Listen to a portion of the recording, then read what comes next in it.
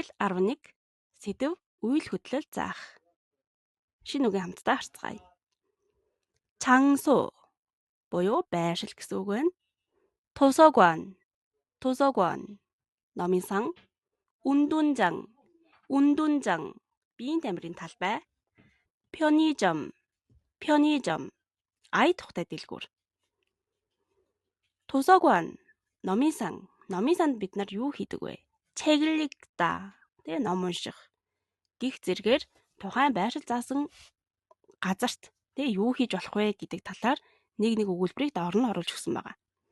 운동을 하다. Дасгал хийх. 운동 гэдэг үг нь дасгал хөдөлгөөн гэж орно. Тэгээд спорт гэдэг үгээр бас ашиглагддаг.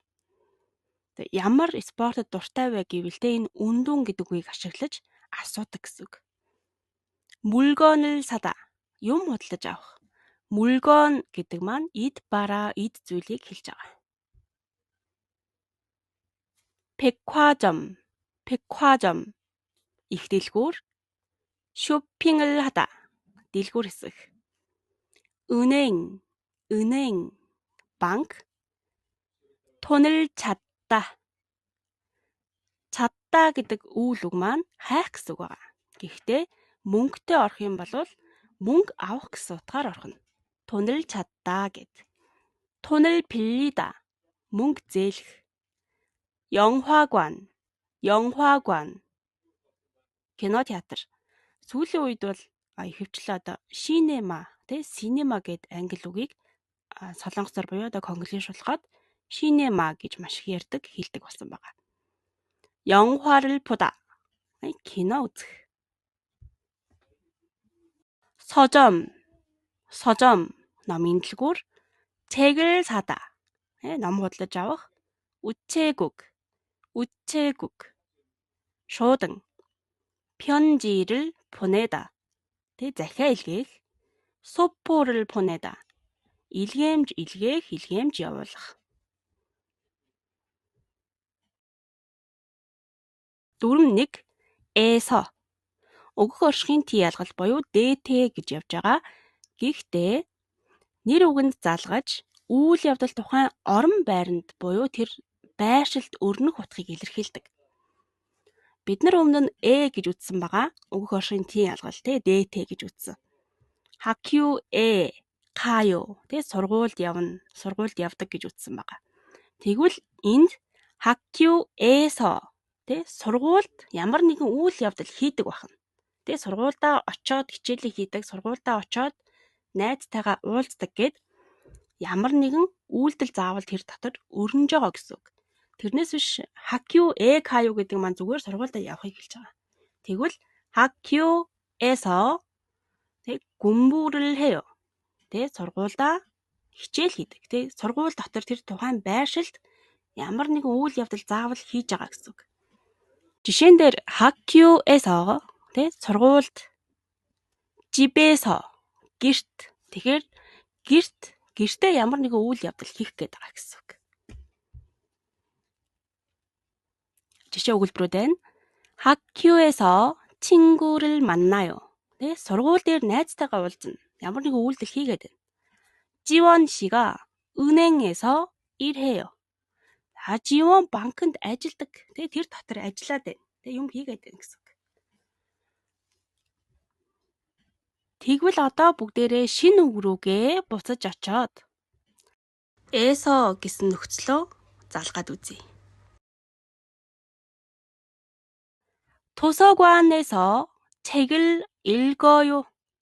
номын санд ном уншиж байна. болж байгааз 운동장에서 운동을 해요. 비인 тамирын талбайд дасгал хийж байна. 편의점에서 물건을 사요. ая тухтай дэлгүүрээс юм худалдаж авч байна. 백화점에서 쇼핑을 해요. их дэлгүүр хэсгийн шопинг хийж байна. 은행에서 돈을 빌려요. банкнаас мөнгө зээлж байна гэсэн утгатай болох нь. 영화관에서 영화를 봐요. кинотеатрт кино үзэж байна. 서점에서 책을 사요. номын дэлгүүрээс ном худалдаж авч байна. 우체국에서 소포를 보내요. шууданд илгээмж явуулж байна. Тэ илгээмж илгээж байна гэсэн утгаар орхино. Тэгэхээр тухайн байршил дээр ямар нэгэн үйл явдал өрнөд байгаа гэдгийг л ялгаад салгах хэрэгтэй гэсэн үг. Цаашдаа дүрмүүд маань нэг нэгээрээ гарсаар л байх болно. Тэгэхээр тэр үед нь ахиад бас нэг хичээлээ үзэж байгаа юм уу те? Тэр үед эсо ямар нэгэн үйлдэл заавал өрнөж байгаа гэсэн гэдгийг сайн тогтоогоорой. дараагийн дүрмлүгээ оръё. 기 전에 тэгхийн өмнө, ингэхийн өмнө гэсэн утгатай болно. Үйл үгийн үндсэнд залгаад дараагийн өгүүлбэрийн үйлдэл өмнөх өгүүлбэрийн үйлдэлээс урьдчилж болсныг илэрхийлнэ. Ерөөсөө л унтахын өмнө, идэхийн өмнө, явахын өмнө би тийм ийсэн гэсэн холбоос байна. Үйл үгийн үндсэнд шууд залгана. Тэгэхээр зөвхөн үйл үгэнд залгадаг байна. 가다, 가기 전에 явахын өмнө, 먹다, 먹기 전에 идэхийн өмнө гэж орж байна. жишээ өгүүлбэр харъя. 세수하기 전에 이를 닦아요. 세수하다 гэдэг маань нүүр гар угаах. нүүр гараа угаахын өмнө шүдээ угаана гэж. 아침 먹기 전에 커피를 마셔요. өглөөний хоолойгоо идэхийн өмнө кофе уудаг.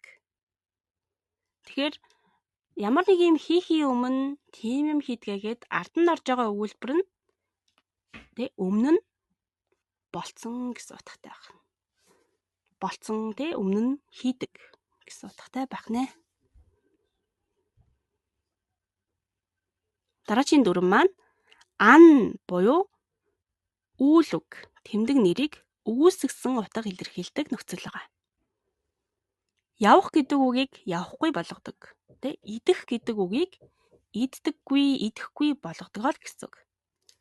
хэрвээ хадаагаар төгсдөг үйл үг байх юм бол хадаагийнх нь өмнө ордог. 가다, 안 가다, 안 가요. явахгүй. 안 먹다, 안 먹어요. иддэггүй, идэхгүй. 공부하다, 하다 орчлоод 공부 안 해요. хичээл хийдэггүй, хичээл хийхгүй гэсэн утгатай болж байна. 오늘 학교에 안 가요. өнөөдөр сургуультай явахгүй. амарж байгаа ч юм уу, эсвэл тасалж байгаа ч юм уу, яаж чиж болно. зүгээр л өнөөдөр 학교에 안 가요 ах. сургуультай явахгүй. 저는 사과를 안 먹어요. бүгд аль нь мэдхүү гэдгсэн чинь би аль нь мэдэхгүй. би аль нь мэддэггүй. би аль нь мэдэхгүй л гэсэн утгаар орж байгаа. 저는 사과를 안 먹어요. байх нь харилцан ярианы сэдэв маань 오늘, өнөөдөр гэсэн сэдэв байна. бүгдээрээ бэ болоод хэлэхээ мэдж байгаа тийм ээ. за эхэлцгээе. 지원 씨, 오늘 저녁에 영화를 봐요.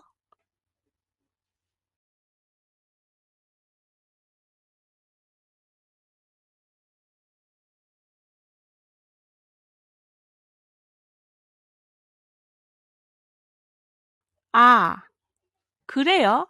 그럼 공부하기 전에 같이 밥을 먹어요. B.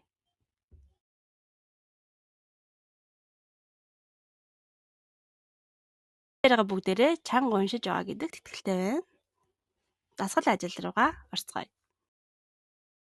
дараагийн үйлдвэрүүдийг солонгосоор бичээд үзээрэй. 4 өгүүлбэр өгөгдсөн байгаа. дасгал ажлаа яг одоо хийгээрэй. 11-р хичээлийн гэргийн даалгавар өнөөдөр юу хийснээ үндсэн дүрмүүдийг ашиглаад 4-5 өгүүлбэр бичээд үзээрэй. зүг рүү маань 호랑이도 제 말하면 온다. 호랑이도 제 말하면 온다. 말 хүртэл өөрийнх нь тухай ярихад ирдэг. Танилынхаа тухай ярьж байхад л ороод ирэхдээ сураглаад ирэх тиймэрхүү тохиолдол маш их байдаг. Ерөөсөө л Монгол ардын зөв рүүгээр тайлбарлавал сайн хүн санаагаараа гэдэгтэй дүгцүүлж хэрэгжилж болно.